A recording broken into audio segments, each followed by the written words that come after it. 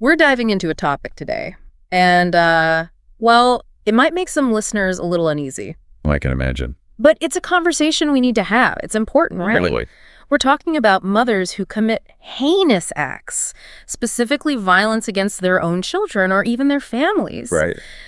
It's a heartbreaking subject. I mean, thankfully, these cases are, statistically, they're incredibly rare. Very rare, yeah. But, they do happen.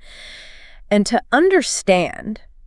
really understand how to even begin to think about preventing these tragedies, we need to look a little closer, Yeah, we have to understand the complexities. Yeah. I mean, it's interesting, isn't it, how these cases, despite, like you said, being so statistically rare, they just grab our attention. They do. I think it's because, well, they challenge how we think about motherhood. It's like we have this deep down expectation that mothers are supposed to be nurturing, protective. Right. So when that expectation is shattered, it shakes us to our core. It really does. Yeah. And, the cases we're going to look at today, it's not about judging or anything like that. No. Each one is a tragic story with its own unique circumstances. Right. But by exploring these cases, maybe, just maybe, we can start to see some patterns, some threads that connect these seemingly totally random events. Yeah, exactly. And that's where things get really interesting, when we can start to pick out those common threads, because then we start to understand the underlying factors that contribute to these tragedies. Right. And hopefully, find ways to intervene, prevent them from happening. Yeah. Okay, so let's just jump right in. We're going to explore 10 cases today. Okay. And each one, kind of offers a glimpse into this really complex issue. But first, just to make sure we're all on the same page, we're going to start by giving you a brief overview of each case. So we'll tell you the mother's name, the year it happened, where it happened, and what made that specific case stand out. Okay, sounds good. Let's start with Diane Downs. Her case goes back to 1983 in Oregon. Downs shot her 3 children. Oh, wow. 2 of them, thankfully, survived, but 1 tragically did not.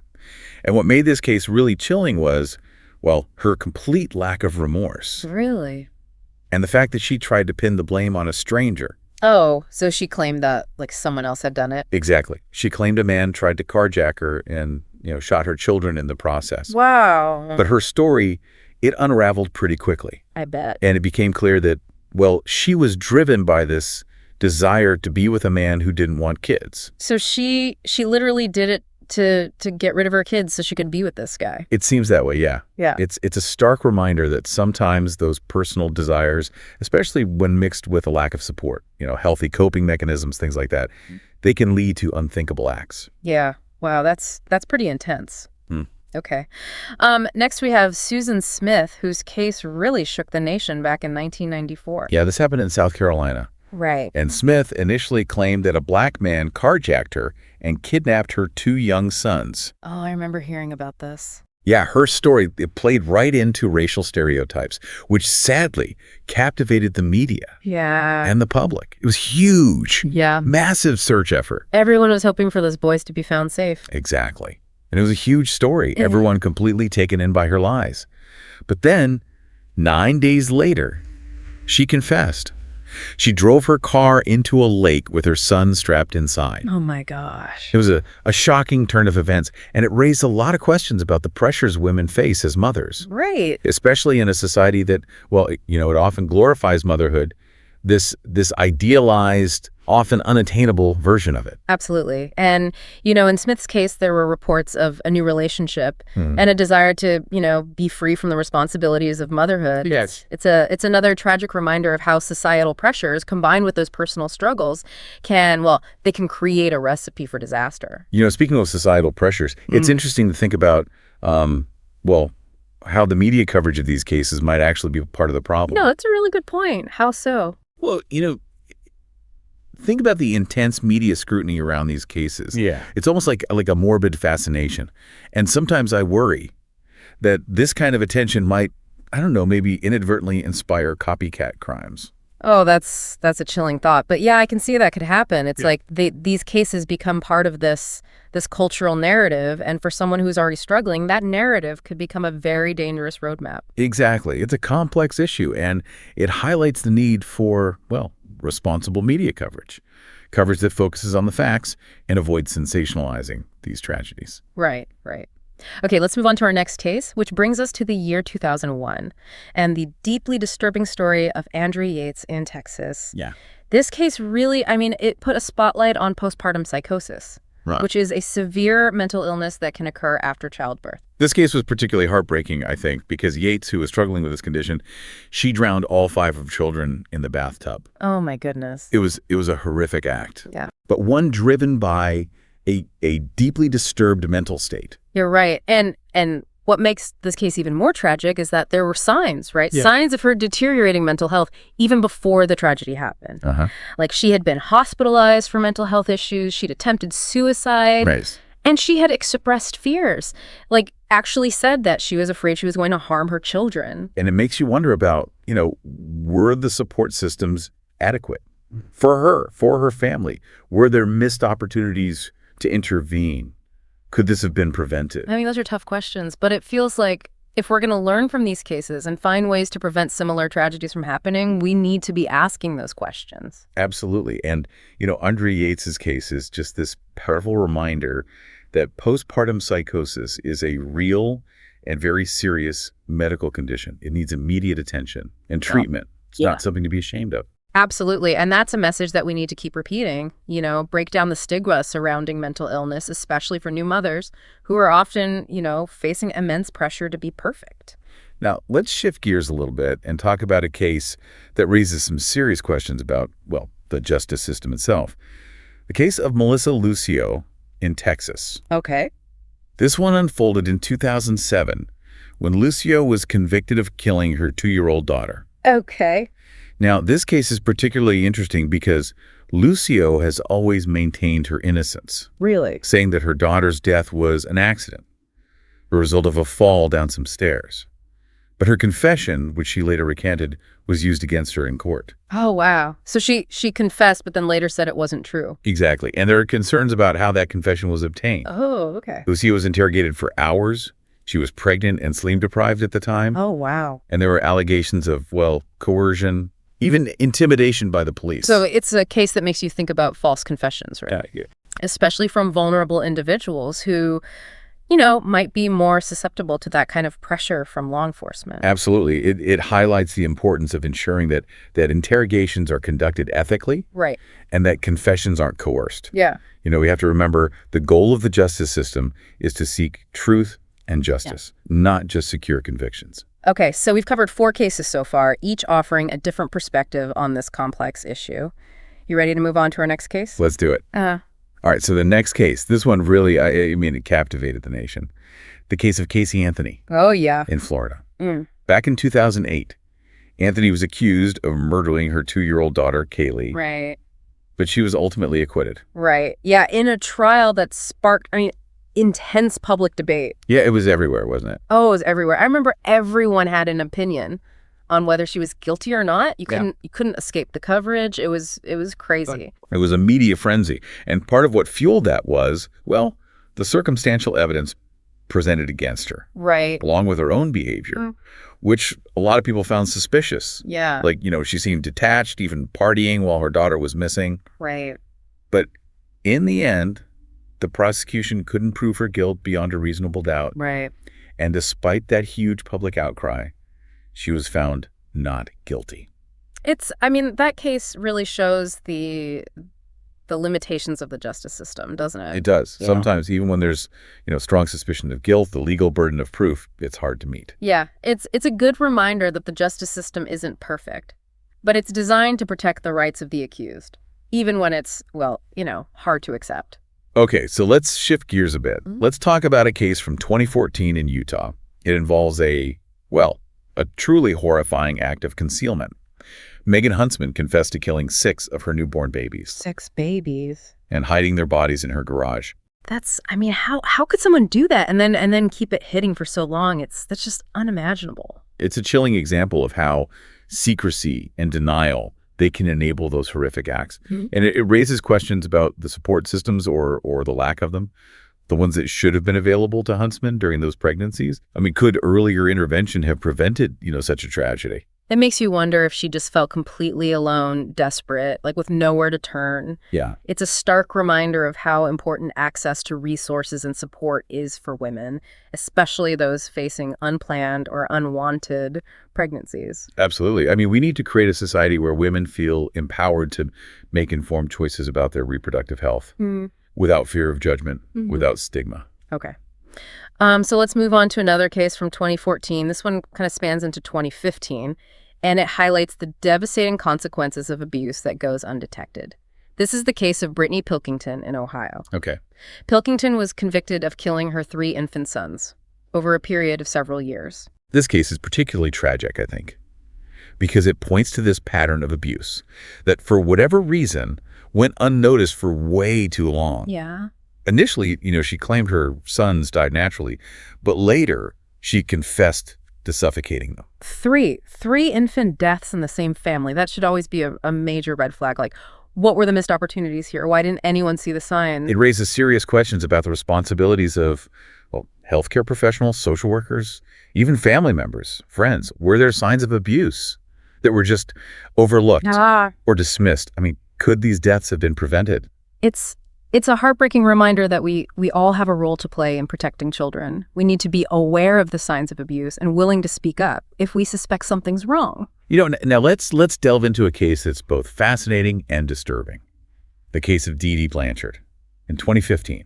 This one really shines a light on Munchausen syndrome by proxy, which is this rare mental disorder where a caregiver, typically a mother, they fabricate or induce illness in their child for attention, sympathy. Oh, I remember this one. Dee Dee Blanchard. She made her daughter, Gypsy Rose, believe she was chronically ill, subjected her to, countless unnecessary medical procedures, even confined her to a wheelchair. Yeah, it was extreme manipulation and abuse, and it went on for years. The truth only came out after Gypsy Rose, desperate to escape her mother's control, she arranged for her boyfriend to kill Dee Dee. Wow, it's a case that really forces us to consider, the perspective of the child victim.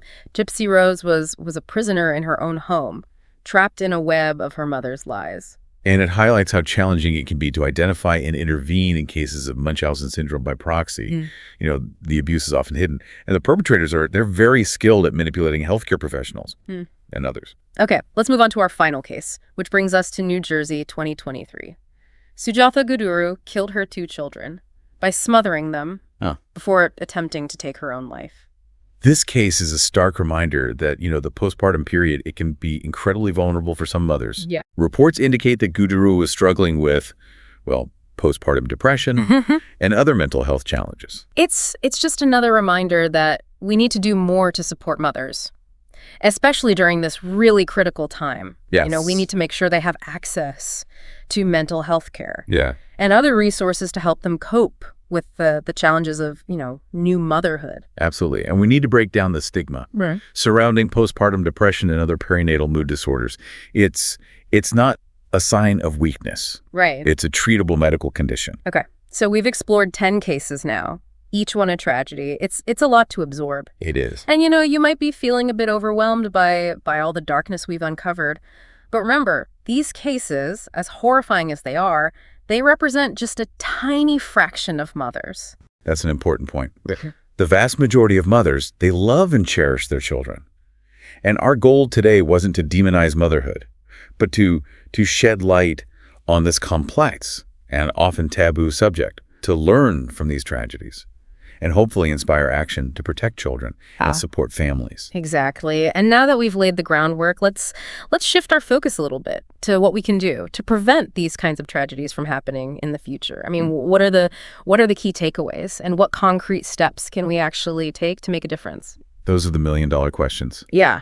And ones we'll delve into right after this. All right. So we've gone through these 10, they're deeply disturbing cases. Yeah. And it'd be easy to get lost in all that darkness. It would. But like we said at the beginning, the goal isn't to, sensationalize or to try and generalize. Right. It's to learn.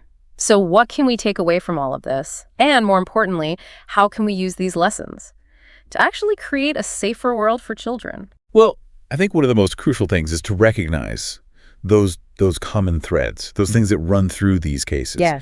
Because yes, each story is unique, But there are themes, Right. recurring themes, that point to potential, well, areas where we could intervene, where we could focus on prevention. We've seen how mental illness, societal pressures, and even systemic failures, they all intersect. And that can create the perfect storm, a storm that leads to tragedy. It feels like a huge problem. I mean, where do we even begin to address something this big? It's true. There's no quick fix. Yeah. It's going to take a multifaceted approach. Yeah.